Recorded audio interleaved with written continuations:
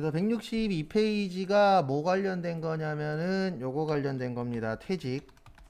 그래서 퇴직급여 무슨 부채요? 충당부채. 요거는 시험에서는 어렵게 나오지는 않아요. 근데 일단은 기본적으로 좀 아셔야 될 게 있어서 다시 한번 어저께 시간이 좀 애매해서 우리가 퇴직급여 충당부채에서 요 충당자가 나오면 무조건 준비하는 거예요. 뭐 하는 거라고요? 준비. 그래서 퇴직급여 충당부채는 뭐 준비하는 거예요? 퇴직금 준비하는 거예요. 뭐 준비하는 거예요? 퇴직금. 그래서 우리가 일반적으로 퇴직금은 몇 년 이상 다니셔야 받을 수 있죠? 예, 1년 이상 다니셔야 받을 수 있습니다. 근데 참고로 1년 안 다녀도 받을 수 있는 회사들도 있어요. 그 규정에 1년이 안 돼도 지급하겠다라는 규정이 있으면은 1년이 안 돼도 받는 거고요. 대부분 규정이 없어요. 규정이 없는 데들은 대부분 근로기준법을 많이 쫓아가거든요. 근데 그 근로기준법에는 몇 년은 다니셔야 돼요? 1년. 그래서 못된 회사들은 11개월 되면 자릅니다. 네, 진짜 그래요. 뭐 안 주려고요?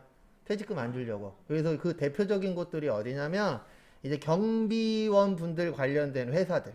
아파트 경비원 분들이 대부분 외부 회사에서 이렇게 오시는 분들이에요. 그러면 계약서를 쓸 때 11개월로 써요. 왜 11개월로 써요? 퇴직금을 받기는 해요. 아파트에서. 근데 그거를 이제 그분들한테 안 주고 사이에서 빼먹으려고 그런 식으로 하는 곳들도 생각보다 많아요. 그래서 은근 그 사이에서 장난치는 회사들 많아요, 적어요? 많아요. 근데 좋은 사람도 있는데 중요한 건 나쁜 사람들이 더 많아요, 그쪽은. 근데 왜 그렇게밖에 할 수 없냐면 안 그러면 자기들이 돈을 못 버는 구조라. 근데 안 그래도 되는데도 그런 분들은 진짜 나쁜 놈들이고. 그래서 우리가 퇴직금을 줘야 되는데 어저께 제가 잠깐 이렇게 써드렸었죠. 퇴직 전이 중요해요. 퇴직 전 3개월의 평균 임금. 그러니까 내가 퇴직하기 전에 얼마 받았냐. 그게 키포인트입니다. 그래서 예전에 이거 제가 실제 보지는 못하고 들은 적이 있었는데요. 어떤 회사를 들은 적이 있었냐면 제가 다니던 회사였는데 이제 이런 얘기를 해주더라고요. 거기 이제 상무님이 계세요.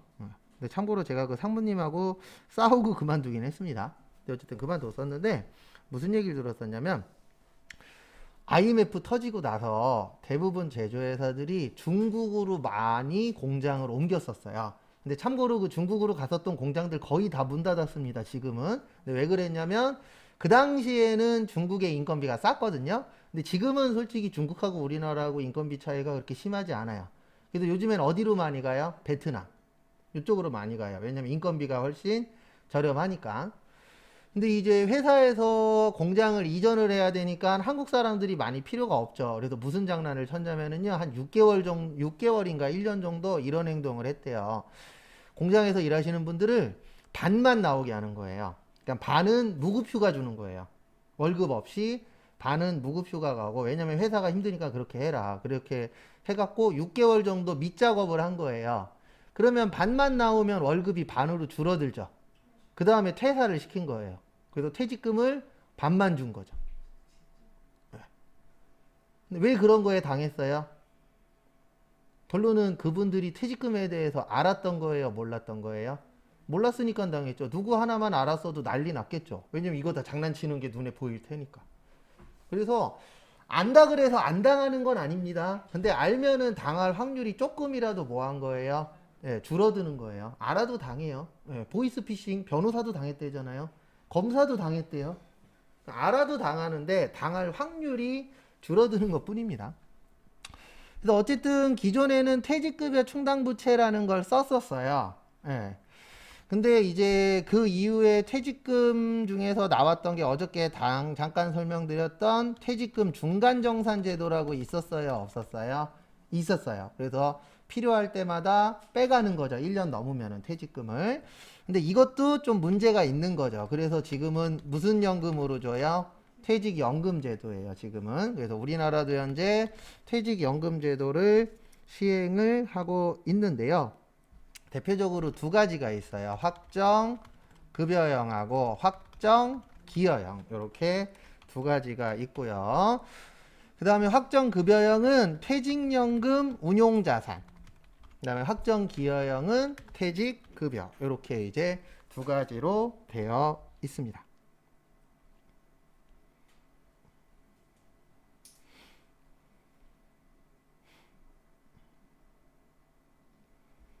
참고하시고.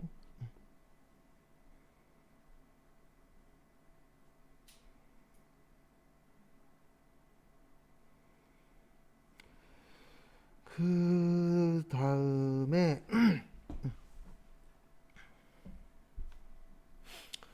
퇴직연 여기까지는 이제 시험에 필요한 거예요. 요게 필요한 거예요. 우리한테는 퇴직연금 운용자산하고 뭐요? 퇴직급여. 지금부터 이야기하는 건 시험하고는 관련 없어요. 근데 어쨌든 이쪽 파트에서 일을 하시려면은 좀 아셔야 되는 내용이 있어 갖고요. 뭐냐면 이 확정급여형은 회사가 운영을 해요.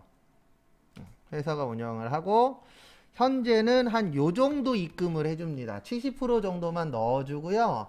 모자른 돈은 이 사람이 퇴사했을 때 회사에서 채워서 주는 형태예요. 어떻게 주는 거라고요? 회사에서 채워서 줘요. 그래서 대부분 대기업에서 많이 활용을 하는 방법입니다. 확정급여형은. 그 다음에 중소기업은 대부분 확정기여형을 해요. 요거는 직원이 운영을 해요. 그 다음에 100% 입금 다 해줍니다. 그리고 주로 중소기업에서 많이 쓰는 방식이에요. 근데 왜 확정급여형은 대기업에서 하고 확정기여형은 중소기업에서 하냐면은요, 중소기업은 돈이 많아요, 적어요? 적죠. 그러면 이 70% 정도 넣어주면 30%가 부족하잖아요. 근데 이 30%가 40%가 될 수도 있어요. 왜냐면 이 퇴직연금 가지고 투자하거든요. 뭐 주식에다 넣는다거나 사채를 산다거나 국채를 산다거나 적금을 든다거나 이런 식으로 투자를 해요. 근데 그 투자라는 게 무조건 오르는 건 아니잖아요. 잘못해서 떨어질 수도 있죠. 그러면 이 확정급여형은 떨어져도 회사가 책임지는 거예요. 왜냐면 모자른 만큼 누가 채워주니까 회사가. 그래서 예전에 받았었던 퇴직금이랑 큰 차이가 없어요. 근데 이 확정기여형 같은 경우에는 떨어지면 누구 책임이 되는 거예요? 직원 책임이 되는 거예요. 왜냐면 회사에서는 돈만 넣어주면 끝이에요.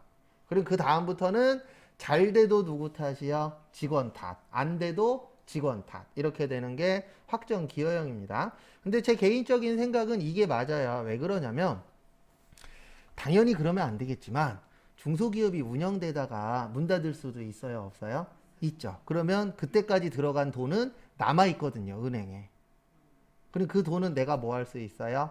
가질 수 있죠. 참고로 회사가 문 닫으면 퇴직금도 못 받아요. 이런 제도는 있어요. 내가 4대 보험을 정상적으로 들고 그 다음에 입증할 수 있으면은 노동부에서 일부 구제해 주긴 해요. 네, 근데 전부 다는 아니에요. 일부만 구제해 주긴 하는데 그 국가에서 만들어 놓은 요건이 있어요. 거기에 맞아야만 받을 수 있어요. 근데 거기에 안 맞으면은 100원도 못 받습니다. 이건 어쩔 수 없어요. 법이 그렇게 되어 있어서. 그래서 요걸로 해놓으면 좋은 건 뭐냐면 회사가 문을 닫더라도 그때까지 넣어놓은 돈은 내 이름으로 들어가 있기 때문에 회사에서 못 뺐어요. 그거라도 내가 그럼 뭐 할 수 있어요? 챙길 수 있죠. 그래서 확정기여형은 중소기업에 좀 더 맞는 방식이기는 해요. 근데 이거를 강제로 국가에서 하는 이유는 뭐예요? 퇴직금은 중요하죠. 근데 지금 가장 큰 문제는 원래 퇴직금은 왜 줘요? 퇴직금 주는 이유. 일했으니까 아니에요. 어떤 분 보면 뭐 일했으니까 고생했으니까 그게 아니고 이 돈을 언제 쓰란 얘기예요? 노후에 쓰란 얘기예요. 언제 쓰라고요? 노후에. 예. 근데 문제는 노후 되기 전에 다 쓰잖아요. 가장 큰 문제는 그거예요. 그래서 지금부터 노후 걱정도 조금씩은 하셔야 됩니다. 왜냐면 여러분들 대부분 다 이제 20대 분들이 많으신데 금방 앞에 숫자가 3으로 바뀌고 4로 바뀌고 올라가잖아요. 나중 되면. 그러면 가장 큰 문제가 뭐냐면 제 주변에도 예전에 있었어요. 자녀분이 너무 잘 나가. 그래서 내 통장에다 한 달에 300만 원씩 꽂아줘. 그러면 상관없어요. 맞죠? 아니면 내가 돈이 많아. 그러면 상관없어요. 근데 그 상황이 아니야. 그러면은 실질적으로 일해서 돈 벌 수 있는 건 한계가 있잖아요. 그래서 요 연금을 잘 준비를 하셔야 돼요. 그래서 요즘엔 3연금 제도라고 해요, 일명. 그래서 세 가지를 준비를 하셔야 됩니다. 첫 번째로 국민연금. 요거는 회사 들어가시면 무조건 강제로 들어요. 그 다음에 좀 전에 설명드린 무슨 연금이요? 퇴직연금. 요것도 웬만한 회사들 거의 다 듭니다. 그 다음에 마지막으로 이제 사적연금이라 그래서 은행이나 보험이나 이런 데에서 연금 들잖아요. 요렇게 3개 정도는 준비를 하셔야 돼요. 그리고 여기에서 나오는 금액이 얼마는 넘어야 될까요? 배우자하고 같이 합쳐서 얼마 정도는 돼야 될 것 같아요? 못해도 한 달에 생활하려면 얼마는 있어야 돼요? 아무리 내가 조금 써도 그렇죠. 2, 300은 있어야 되죠. 그래서 배우자분 포함해서 아니면 나는 비혼주의자야. 괜찮아요. 그러면 나 혼자 연금을 준비해서 얼마 나오게끔은 준비를 하셔야 돼요? 200 이상. 이건 배우자가 있는 분은 배우자 포함해서 200 이상은 있어야 돼요. 여기에서 말하는 200은 기본적인 생활이에요. 윤택한 생활이 되려면 한 3, 400, 한 400 정도는 있어야 돼요. 300 이상은. 지금 돈으로. 그 당시에는 뭐 물가가 올라간다 그러면 더 올라가긴 하겠지만. 그래서 이렇게 세 가지는 준비를 하셔야 됩니다. 근데 가장 큰 문제는 뭐냐면 요 두 개는 강제예요. 강제예요. 이거는 회사 다니면 회사에서 다 부어줍니다. 근데 문제는 요거예요. 사적연금. 요거는 내가 무슨 돈이 좀 있어야 돼요? 여윳돈이 좀 있어야 돼요. 그래서 여윳돈이 있는 분들은 이렇게 좀 준비를 하시는 것도 나쁘진 않습니다. 저도 있어요. 사적연금. 저는 끝내놨어요. 제가 끝낸 게 아니고 저희 어머니 주특기가 돈 있으면 보험 끝내시는 거라. 제 나이 55세 되면 국민연금은 65세에 받거든요. 근데 보험연금은 55세에 나와요. 제 나이 55세 되면은 한 달에 한 30만 원 정도? 죽을 때까지. 제가 대충 계산해 봤는데 전 오래 살 생각 없어요. 100살까지만 살 거예요. 그러면 45년 곱하기 12달 곱하기 한 달에 30만 원 하면 1억 6,200 나오더라고요. 근데 내가 부은 거는 내가 아니죠. 어머니가 부어주신 건 2천만 원이 안 돼요. 근데 어렸을 때 부어서 이런 거지 늦게 부으면 늦게 부을수록 내가 받는 금액하고 내야 되는 금액하고 차이가 그렇게 크진 않아요. 그래서 미리미리 하시는 게 조금 더 어때요? 안전합니다. 근데 보험에 대해서 안 좋게 생각하시는 분들이 있어요. 그러면 본인이 알아서 본인 상황에 맞춰서 하면 돼요. 왜냐면 뭐든지 다 사람마다 생각하는 건 어때요? 틀려요. 근데 저는 보험이 괜찮다라고 생각하는 게 제 이 코뼈가 한번 운동하다 부러졌었거든요. 깔려갖고. 그리고 수술한 코예요. 성형수술한 코입니다. 그 당시에 친구가 일하는 병원에서 친구가 약제과에 있어갖고 10% 할인받아서 88만 원 나왔거든요. 수술비에다가 입원비까지 다 해서. 보험료로 400이 나왔어요. 아니, 왜 그러냐면 제가 보험이 4개 있거든요. 그러니까 4개에서 조금씩 나왔는데 한 군데에서 평균 100만 원씩 나왔더라고요. 계산해 보니까. 400 받아서 그 당시엔 결혼하기 전이니까 어머니가 300 가지시고 고생했다고 100 주시더라고요. 그래서 그때 느꼈죠. 이래서 보험을 들어야 되는구나. 근데 참고로 어저께도 잠깐 설명드렸지만 보험은 돈 많은 사람은 들 필요 없어요. 내 돈 갖고 해결하면 되니까. 근데 일반적인 서민분들은 뭐 만약에 내가 크게 아팠어. 그래갖고 뭐 수술비로 1,000만 원이 나왔어. 해결하기가 쉽진 않잖아요. 일반적으로. 이제 그런 분들은 보험에 가입을 하셔야 되는 거고 원래 보험은 안 받는 게 좋은 겁니다. 맞죠? 내가 보험금을 받았다는 얘기는 뭐 하다는 얘기예요? 아프다는 얘기예요. 그래서 원래 보험은 사람들마다 생각하는 건 틀린데 제 개인적인 생각은 그냥 없는 돈이라고 생각하고 부어놓는 거예요. 그랬다가 만약에 내가 좀 몸이 안 좋거나 했을 때 혜택 받는 거지 실질적으로 마이너스긴 해요. 저도 그때 처음이자 마지막으로 받아봤고 그 이후에 뭐 실손보험 몇만 원? 저도 보험료 꽤 많이 나가거든요. 이제 한 4년 남았는데 4년 부으면 다 끝나요. 그러니까 하실 거면은 어렸을 때 조금씩 미리미리 하시면은 노후에 좀 더 풍요로운 생활이 가능합니다. 저 죽으면 1억 나와요. 종신보험에서. 그러니까 저는 다 해놨어요. 연금 있죠. 나 가면 나올 거 있죠. 나 아팠을 때 나올 거 있죠. 그래갖고 거의 다 해놨더라고요. 그러니까 완벽하진 않지만 어쨌든 요거는 알고 계세요. 그래서 꼭 잘 준비하시고 추후에. 근데 우리한테 중요한 건 이거예요. 확정급여형 나오면 뭐야? 퇴직연금, 운용자산. 기여형 나오면은요, 퇴직급여. 그리고 나는 더 알고 싶어. 그러면 네이버나 다음에다가 퇴직연금이라고 치시면은요, 블로그가 몇만 개 있어요. 거기에서 한 3, 4개만 읽어보시면 무슨 내용인지는 알아요. 네. 근데 큰 내용 없어요. 그냥 국가에서 이런 제도를 갖고 있다. 그래서 확정급여형은 뭐 회사에서 뭐 그런 식으로 쭉 나와 있으니까 한번 읽어보세요.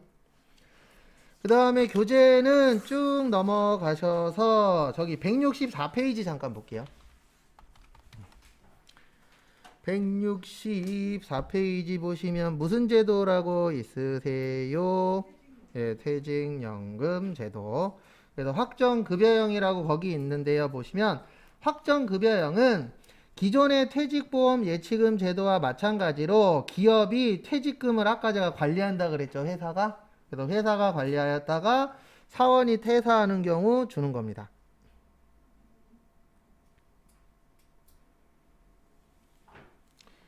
그 다음에 확정기여형은 퇴직금을 기업이 사원들의 명의로 예치기간에 불입해 주는 거예요. 그래서 회사에서는 불입만 해주는 거고 책임은 안 집니다.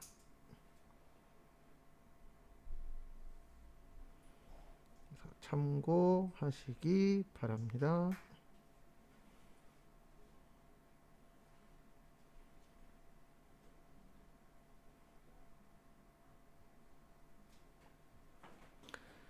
그 다음에 다음 거 보시면은요, 165페이지 자본. 그냥 확정급여형 나오면 퇴직연금 뭐라고요? 운용 자산. 그 다음에 확정기여형 나오면 퇴직급여. 저희는 그것만 아시면 되세요.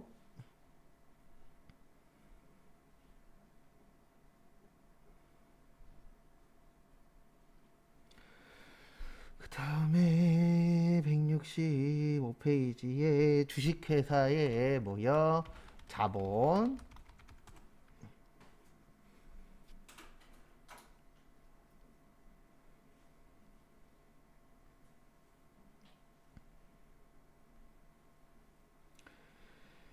그래서 같이 한번 또 보도록 하겠습니다.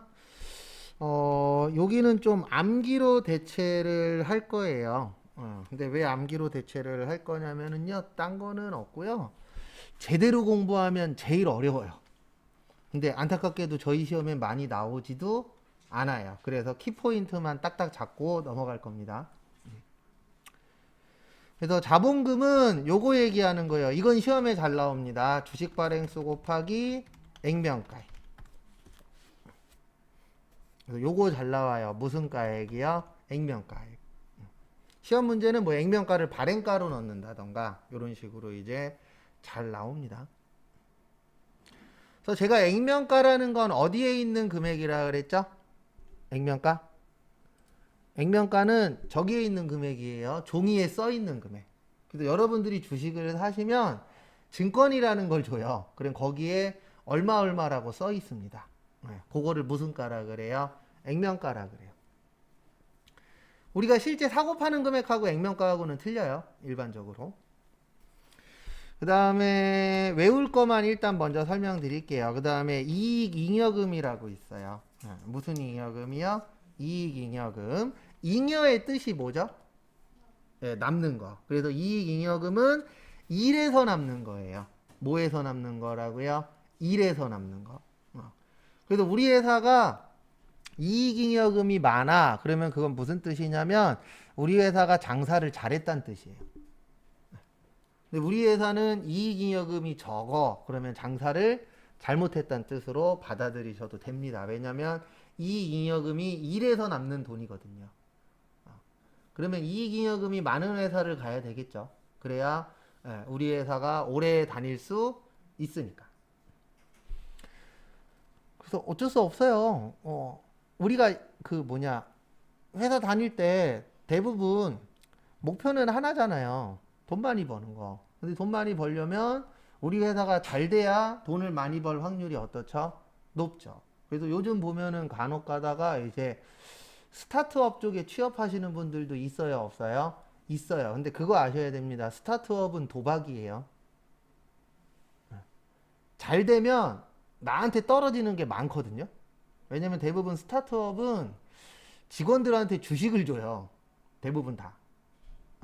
근데 중요한 게 잘 돼야 주식이 돈이 되는 거지. 잘못되면 뭐밖에 안 돼요? 종이밖에 안 돼요. 근데 앞으로 가면 갈수록 우리나라도 스타트업이 뭐 할 거예요? 늘어날 거예요. 근데 스타트업이 뭐 무조건 나쁘다 그 얘기는 아닙니다. 제 개인적인 생각으로는 젊었을 때는 도전해 볼 만한데 나이 들어선 좀 그래요. 왜 그러냐면 나이 들면 들수록 저도 같은 상황인데 이게 재취업한다라는 게 쉬워요, 어려워요? 어려워요. 그나마 제 쪽은 좀 괜찮아요. 이쪽 회계 강사 쪽은 젊으신 분들이 많지 않거든요. 강의하시는 분들 중에. 그러니까 제 나이 정도면 젊은 축에 들어가요. 대부분 5, 60대세요. 전 아직 40대인데. 아직은 괜찮더라고요. 근데 저도 이제 50대 넘어가면 그때부터는 무슨 고민하냐면 나 여기 잘리면 어디 가지? 그 고민할 타이밍이 분명히 오니까. 그건 어쩔 수 없는 거잖아요. 대부분 그러니까. 그래서 이익잉여금에선 두 가지로 외울 거예요. 이익준비금하고 끝에가 적립금으로 끝나요. 요거는 다 답맞추기 위한 겁니다. 그래서 이익준비금은 이렇게 하도록 되어 있어요. 현금 배당의 10분의 1, 자본금의 2분의 1까지.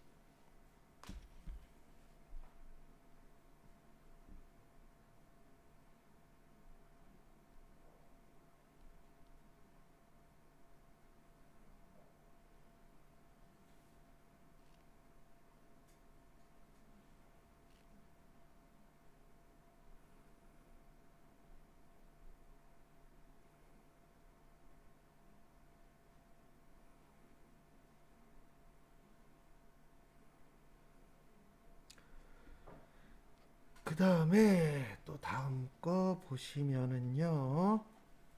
다음 거 보시면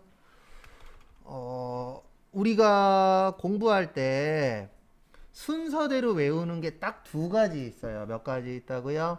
두 가지. 그 중에 하나가 요거예요. 결손금 처리 순서. 요거는 꼭 순서대로 외우셔야 돼요. 뭘로 외우셔야 된다고요? 순서대로. 그래서 임해 적립금, 기타 법정 적립금, 이익준비금, 자본, 잉여금. 다른 거는 뒤죽박죽 외우셔도 돼요. 근데 요거는 좀 순서대로 외우셔야 됩니다.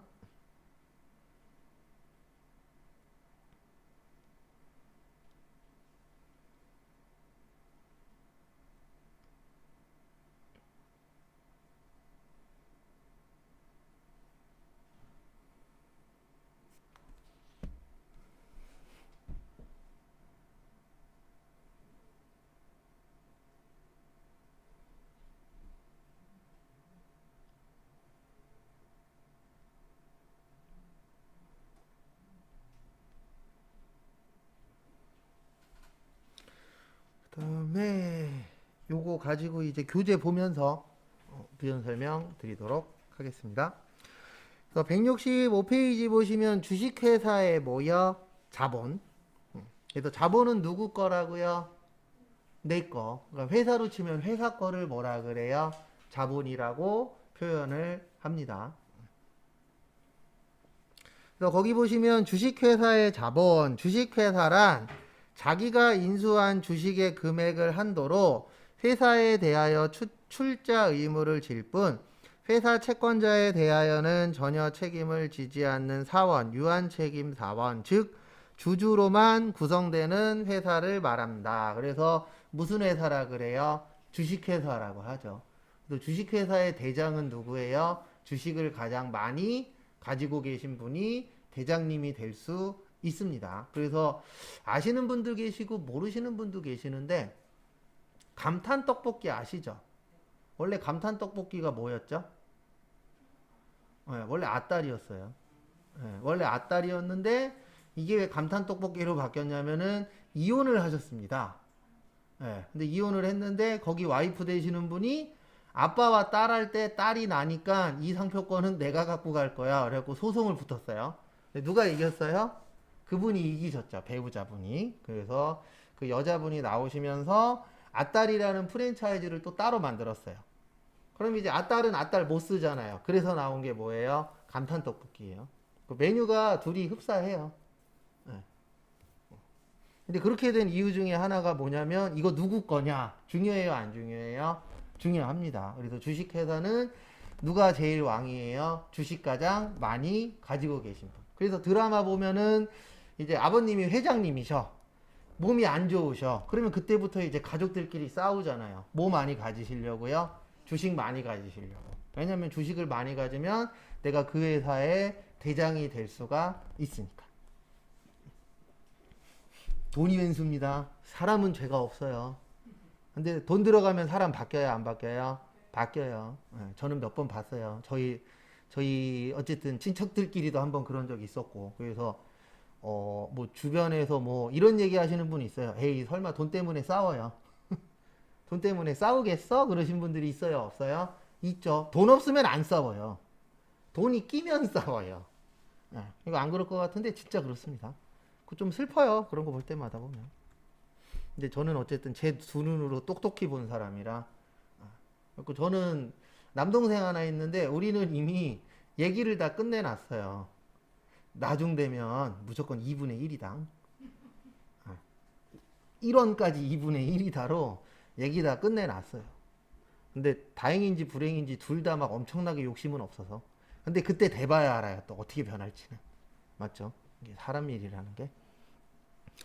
그 다음에 주식회사의 설립.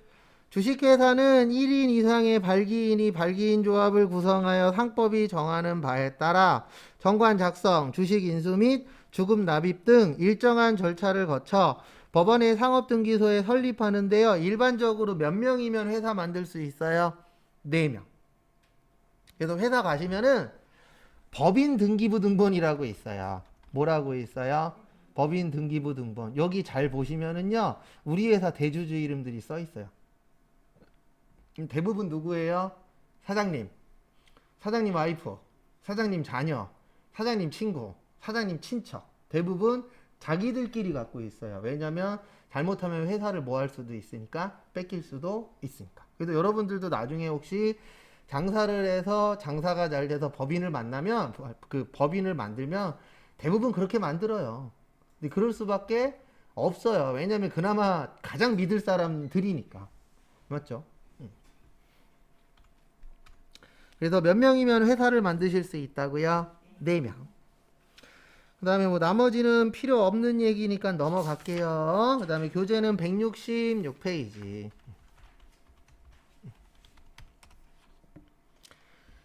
거기 보시면 주식의 발행에 보시면은요, 자본금이라고 있습니다. 아까 요거 제가 중요하다라고 했었죠. 그래서 자본금은 발행 주식수, 전 주식 발행수라 그래요. 그 다음에 주식 발행수 곱하기 액면 금액이나 액면 가액이나 같은 말이에요. 근데 요거 잘 좀 기억 좀 해주세요.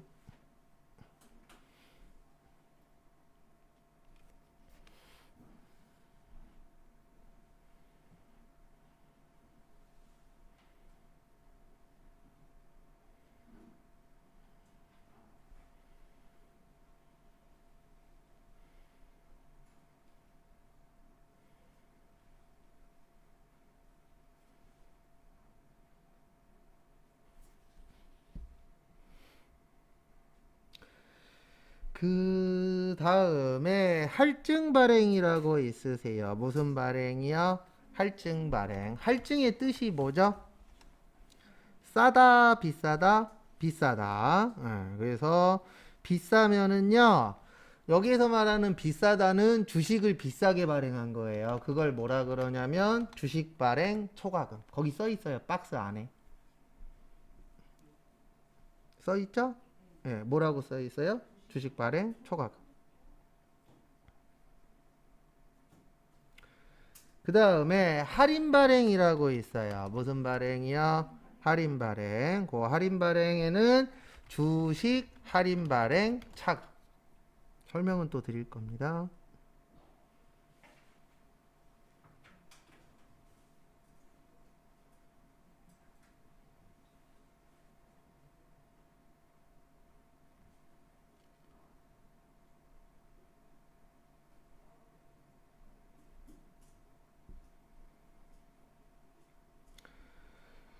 그래서 보시면은요. 그래서 할증은 어떻게 발행하는 거라고요? 비싸게. 뭐하게요? 비싸게. 그 다음에 할인은 어떻게 발행하는 거예요? 싸게. 그래서 비싸냐, 싸냐에 따라서 같아요, 틀려요? 틀려지죠. 그 다음에 168페이지. 지금은 키포인트만 보고 가는 거예요. 안에 있는 걸 죄송한데 다 볼 여력이 안 돼요. 안에 있는 거 다 보면 2달 걸려요. 전산회계 1급만.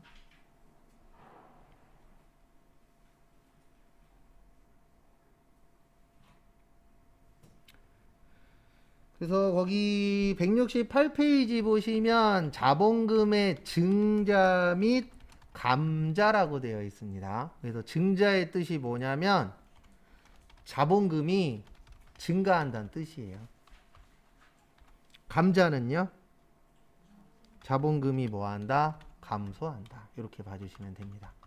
그래서 증자는 자본금이 늘어나는 거, 감자는 자본금이 줄어드는 거라고 보시면 되세요.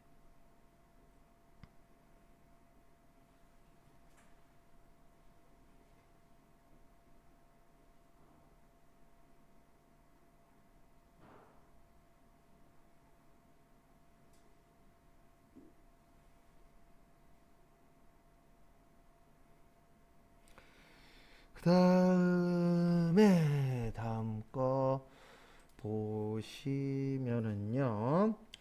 그래서 증자는 아까 보신 것처럼 요게 나와요. 주식 발행 무슨 금이요? 초과금. 그래서 거기 밑에 박스 보시면 주식 발행 초과금이라고 나오실 겁니다. 그래서 결론은 뭐냐면 주식을 발행하는데 어떻게 발행한다? 비싸게 발행한다. 라고 보시면 되고요.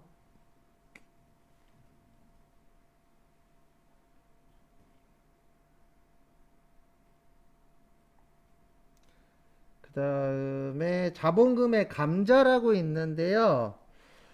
그 감자는 요게 키포인트예요. 감자는 꼭 지문에 소각이라고 나와요. 뭐라고 나오세요? 소각.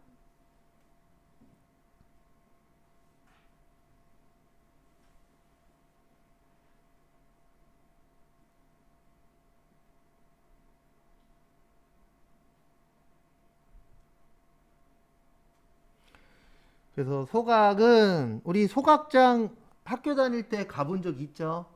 소각장이 뭐 하는데요? 불 지르는데. 맞죠? 쓰레기 태우는데. 거길 뭐라 그래요? 소각장이라고 하잖아요. 지금은 불법이지만 예전엔 학교에서 많이 태웠거든요. 그래서 그걸 이제 소각장이라고 하잖아요. 그래서 소각하면은 감자인데 왜 그러냐면 아까 주식 발행수에다가 액면금에 곱한다 그랬잖아요. 그러면 소각이라는 게 불질러서 없애는 걸 얘기하는 거거든요. 그러면 주식 발행수가 줄어들면 자본금도 어떻게 되죠? 줄어들겠죠. 그래서 소각 나오면 요게 기억나야 돼요. 뭐요? 감자. 소각하게 되면은 주식은 늘어난다, 줄어든다, 줄어든다. 그래서 그 2가지 연관성 좀 봐두십시오. 근데 안타까운 건 아주 잘 내진 않아요. 자본 쪽 많이 안 내요. 자본 쪽 많이 나오면 공부하기 싫어져요. 저도 이제 회계 공부를 어느 정도 한 사람 중에 한 명인데 진짜 자본 많이 나오면 머리 터져요. 진짜 어려운 파트 중에 하나거든요. 근데 다행히도 저희 시험이 뭐 사자 이렇게 뽑는 시험이 아니잖아요. 뭐 세무사 회계사 시험이 아니다 보니까 나와야 하나 안 나오는 적이 더 많아요. 자본 관련된 거. 그 다음에 조금만 더 보고 쉬도록 하겠습니다. 그 다음에 나머지들은 프로그램에 손을 좀 쓸 거고요. 거기 171페이지 여기 시험 문제 좀 잘 나와요. 171페이지 기타 포괄 손익 누계 옆에 2가지만 좀 쓸게요. 하나구나. 매도 가능 증권 평가 손익이라고 좀 적어주세요.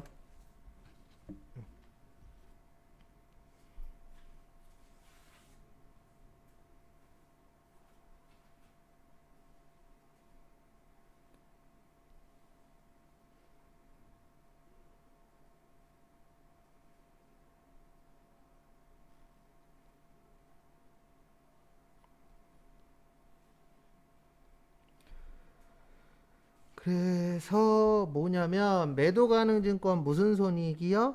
평가 손익. 그래서 그 제가 앞으로 쓸 때 요렇게 쓸 때가 있어요. 손익이라고. 그러면 요거는 손실하고 이익이에요. 원래는 이렇게 써야 맞는 거예요. 매도 가능 증권 평가 이익, 매도 가능 증권 평가 뭐요? 손실. 예. 근데 너무 길잖아요. 그래서 이렇게 쓰기 싫을 때는 그냥 뭐라고 쓸 거예요? 손익이라고 쓸 거예요. 그러면 손익 그러면 손실하고 뭐라고요? 이익이다라고 봐주시면 될 것 같습니다.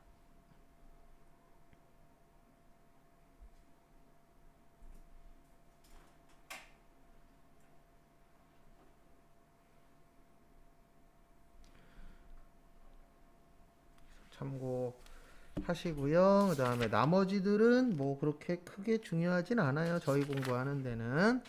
여기까지 보시고요. 잠깐 쉬었다가 3시부터 저기 178페이지 기업의 결산 보도록 하겠습니다.